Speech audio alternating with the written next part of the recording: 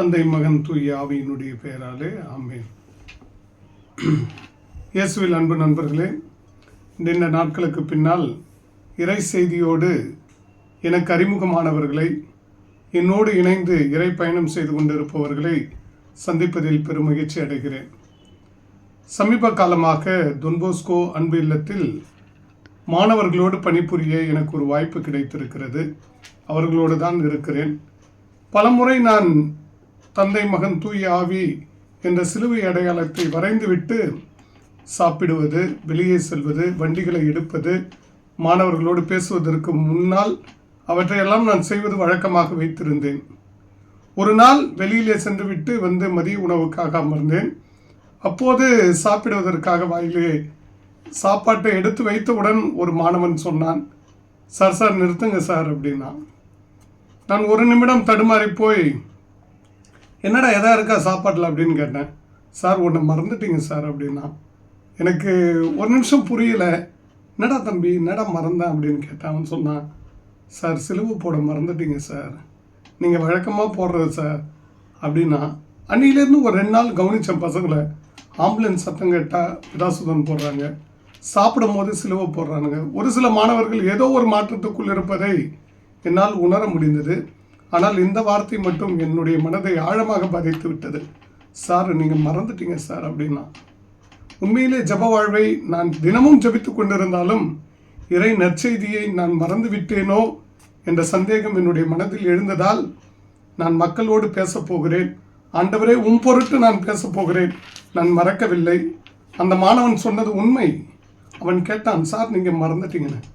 அப்பொழுதுதான் என்னுடைய ஆன்ம குருவாக இருக்கின்ற பேரருட் தந்தை ஒய் அந்தோன்ராஜ் அவர்களுடைய பாடல் எனக்கு ஞாபகம் இருந்தது. அதோடைய சரியான ராகம் என்னால் பிடிக்க முடியாவிட்டாலும் அவருடைய வரிகள் அப்போது நினைத்து பார்த்து நான் தனிமையிலே சென்று பாடினேன். அந்த பாடலை இப்பொழுது பாடிவிட்டு என்னுடைய இறை செய்தியை இனி எப்பொழுதெல்லாம் வாய்ப்பு கிடைக்கிறதோ, யாரெல்லாம் எனக்கு அறிமுகமானவர்களோ, யாரெல்லாம் என் அன்பு தேவைப்படுகிறதோ அவர்களோடு பகிர்ந்து கொள்ளலாம் என்று ஆசைப்படுகிறேன். ரத்தம் ஜெயம், ரத்தம் ஜெயம், ரத்தம் ஜெயம், ரத்தம் ஜெயம், இயேசுவின் ரத்தம் ஜெயமே. நாமம் ஜெயம், நாமம் ஜெயம், நாமம் ஜெயம், நாமம் ஜெயம், இயேசுவின் நாமம் ஜெயமே. இயேசுவின் ரத்தம் ஜெயமே, நம் இயேசுவின் நாமம் ஜெயமே. ரத்தம் ஜெயம், ரத்தம் ஜெயம், ரத்தம் ஜெயம், ரத்தம் ஜெயம், இயேசுவின் ரத்தம் ஜெயமே. நாமம் ஜெயம், நாமம் ஜெயம், நாமம் ஜெயம், நாமம் ஜெயம், இயேசுவின் நாமம் ஜெயமே. அன்பு நண்பர்களே, மீண்டும் நான் மறக்கவில்லை, ஜெபிக்கிறேன். அந்த ஜெபத்திலே இருக்கின்ற எல்லோரும் ஒன்றாய் இருக்க வேண்டும் என்ற ஐக்கியத்தை எல்லா மக்களிடத்திலும் பேசப் போகிறேன். அதற்காக இன்று முதல் என்னால் முடிந்ததை இறை செய்தியை மற்றவர்களோடு பகிர்ந்து கொள்ள ஆசைப்படுகிறேன். இந்த நாளில் கூட நான் ஒன்றை ஆழமாய் நினைக்கிறேன். எனக்கு அந்த மாணவன் தான் உணர்த்தினான், சிலுவை போட மறந்துட்டீங்க சார். ஒரு ஜெபத்தையே மறந்தது போல இருந்தது. ஆனால் ஆண்டவருக்குள் என்று மகிழ்ச்சியாக சொல்லுகிறேன், அந்த மாணவன் எனக்கு ஒரு நற்செய்தியாளனாக தேர்ந்தெடுக்கிறான். எனவே மிகுந்த நன்றி சொல்லுகிறேன். மாணவர்களுடைய பெயரை வெளியே சொல்லக்கூடாது என்பதற்காக அந்த பெயரை விடுத்து ஆண்டவர் இயேசுவில் அந்த மாணவனுக்கும் நன்றி கூறி அவருக்கும் ஒரு ஆசீர்வாதத்தோடு கூட நான் இந்த என்னுடைய சிறிய நற்செய்தி பகிர்தலை உங்களோடு பகிர்ந்து கொள்ள விரும்புகிறேன். எனக்கு மிகவும் விவிலியத்தில் பிடித்தமான ஒரு ஜெபம் எதுவென்றால், இயேசுவே ஜெபித்ததாக புனித யோவான் எழுதுகிறார்.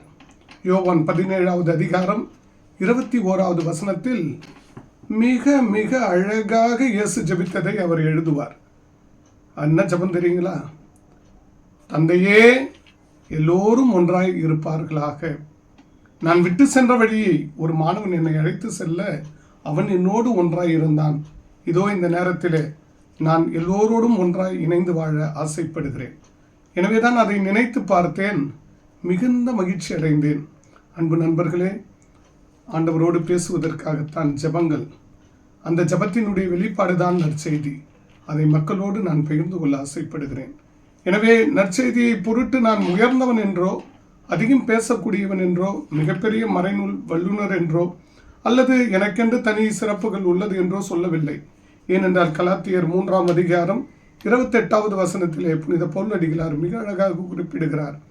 இனி யூதர் என்றோ, அறிவில் சிறந்த கிரேக்கர் என்றோ, அடிமைகள் என்றோ, உரிமை குடிகள் என்றோ உங்களிடையே இருக்கக்கூடாது. இனி நீங்கள் ஆண்கள் பெண்கள் என்று கூட நீங்கள் சொல்லக்கூடாது. உங்களிடையே அப்படிப்பட்ட எண்ணமும் இருக்கக்கூடாது. மாறாக நாம் அனைவருமே, இயேசுவை அறிந்திருக்கின்ற அனைவருமே ஒன்றாய் இருக்கிறோம் என்று சொல்ல வேண்டும் என்று பவுலடிகளார் புனித யோவானினுடைய வார்த்தையை வாழ்வாக்க வேண்டும் என்று நம்மிடம் சொல்லுகிறார். அன்பு நண்பர்களே, உங்களோடு கூட நான் ஜெபிக்கிறேன். நீங்களும் என்னோடு ஜெபியுங்கள். நான் மறந்து போன ஜெபத்தை, நான் மறந்து போன இறை நற்செய்தியை மீண்டும் எனக்குள் நீங்கள் இணைந்து செய்ய வேண்டும் என்று அழைக்கிறேன். அதற்காக நான் ஆண்டவருக்குள் தான் இனி ஜெபிக்கப் போகிறேன். எல்லா மனிதர்களையும் நான் சந்திக்கின்ற போதெல்லாம் அவர்களுக்காக ஜெபிக்க நான் ஆசைப்படுகிறேன். எனவே ஆண்டவரிடம் மனிதர்களுடைய பிரச்சனையையும் என்னுடைய பிரச்சனையும் ஒன்றாக சேர்த்து வைத்து பேசப் போகிறேன்.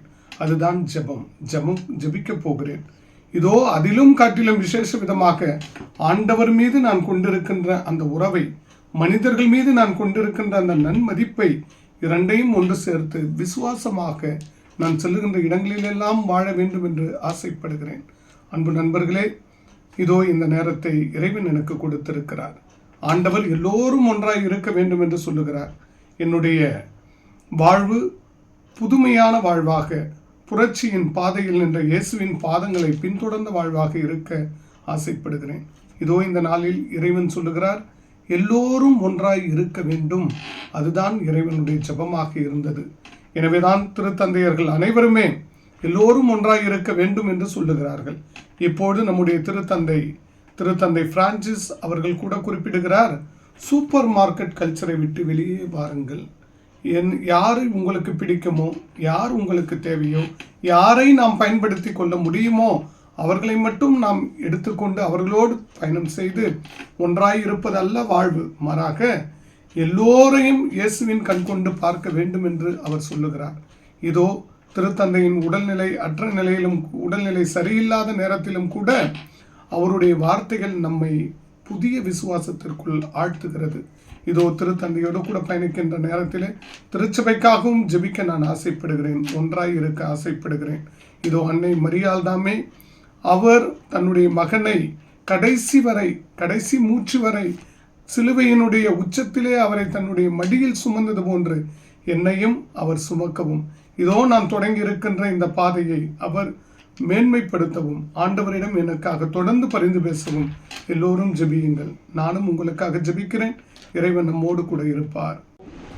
எங்கள் தாயும் தந்தையுமான இறைவா, இதோ இந்த மாலை நேரத்திற்காக உம்மை போற்றுகிறோம், புகழ்கிறோம், கோடான கொடி நன்றி செலுத்துகிறோம். அன்பு ஆண்டவரே, நீங்கள் தாமே எங்கள் அனைவரையும் மனிதராக படைத்திருக்கிறேன். மனிதராக படைக்கப்பட்ட நாங்கள் அனைவருமே ஒன்றாக இருக்கவும், ஒன்றாய் இருந்து தந்தை மகன் தூய ஆவி எப்பொழுதும் மனுகுலத்திற்கு உதவி செய்வதை போன்று நாங்களும் உதவி செய்து வாழவும், ஒருவரை ஒருவர் ஏற்றுக்கொண்டு வாழவும், எல்லோரும் அன்பில் நிலைத்திருக்கும் நீரை எங்களுக்கு உதவி செய்திருந்தோம். இந்த மன்றாட்டுக்களை எல்லாம் எங்கள் ஆண்டவராகிய இயேசு கிறிஸ்து வழியாக உம்மை பார்த்து மன்றாடுகிறோம்.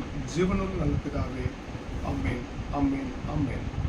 அன்பு நண்பர்களே, இறைவனுடைய செய்தியை நாம் அனைவரும் ஒன்றாக இணைந்து தியானிக்க உங்களை அன்புடன் அழைக்கிறேன். இனி வரும் காலங்களிலே என்னுடைய உள்ளத்தில் எழுகின்ற இறை வார்த்தைகளை உங்களுடைய உள்ளத்திலே பகிர்ந்து கொள்ள ஆசைப்படுகிறேன். நம்முடைய உள்ளங்கள் ஒன்றுபட்டு ஆண்டவரை நோக்கி நாம் பயணம் செய்ய இது நமக்கு உதவும். எனவே இரக்கத்தின் வாசல் என்ற யூடியூப் சேனலை நீங்கள் அடிக்கடி பாருங்கள். நாம் இறை செய்தியை பகிர்ந்து கொள்வோம். உங்களுடைய நல்ல இறை செய்தி இருந்தாலும் அதை எங்களுக்கு அனுப்புங்கள். நாங்களும் எங்களுடைய யூடியூப் சேனலிலே அதை அப்லோடு செய்து அனைவரும் இறை செய்தியை பகிர்ந்து கொள்ள நாங்கள் உதவி செய்வோம் என்று நம்பிக்கையுடன் தெரிவிக்கிறோம். வாருங்கள், இறை உறவில் ஒன்றுபடுவோம். The Lord bless you and keep you. The Lord bless you and keep you. The Lord make his face shine upon you. Make his face shine Be gracious to upon you and be gracious. The Lord turn his face to you. The Lord turn his face toward you And give you peace. and give you peace. As we receive we agree.